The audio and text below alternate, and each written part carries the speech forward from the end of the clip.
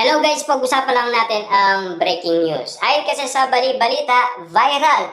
Pinagtanggol naman ni Ogie Diaz si Daniel Padilla at sinasabing hindi naman gustong tarayan ng aktor ang fans. Dahil alam niyo naman siguro, no? Sinasabi kasi ni Ogie Diaz dahil sa nakita niyang pangyayari dahil pinagtatanggol lang naman ni Daniel Padilla si Kyla Estrada kasi nahihipit na. At sa sitwasyon nga naman kasi ayaw pakita ni Daniel Padilla nahihirapan ang kanyang jowang si Kyla Estrada. Kaya nga naman kasi pilit binabatikos si Daniel Padilla na suplado daw sa mga fans at mga netizens. Yan ang tunay na kadahilanan kung bakit trending at viral ang nasabing kaguluhan sa airport. Sila ay galing umano sa Tawi-Tawi at ganon ang nangyari.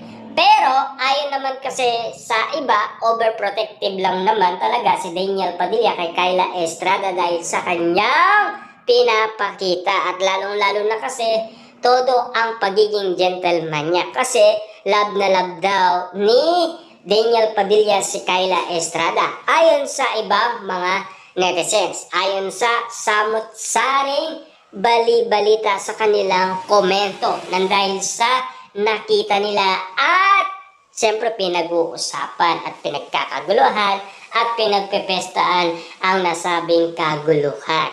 Pero si Ogie Diaz, todo tanggol naman ito kay Daniel Padilla dahil hindi naman kasi kagustuhan ni Daniel Padilla na tarayan ang nasabing mga fans. Kasi delikado nga naman kasi naiipit na si Kyla Estrada kasi sulong ng sulong ang mga fans, di ba? Wala nang lugar.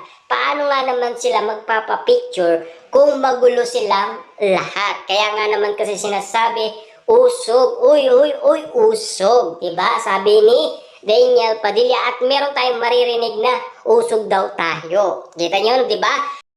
Na sinasabi ng mga fans na usog daw tayo kasi naiipit daw. Yan ang paglilinaw ng mga nasa video na nasaksihan umano ni Ogie Diaz kung bakit tinarayan ni Daniel Padilla ang nasabing fans na nag-aabang sa kanya sa airport. Kung bakit nga naman kasi nagkaroon ng issue si Daniel Padilla at kung bakit binabatikos siya ng karamihan. At sinasabing suplado daw si Daniel Padilla sa mga fans niya dahil sa nakita. Bakit hindi ba nila narinig ang nasabing video, diba?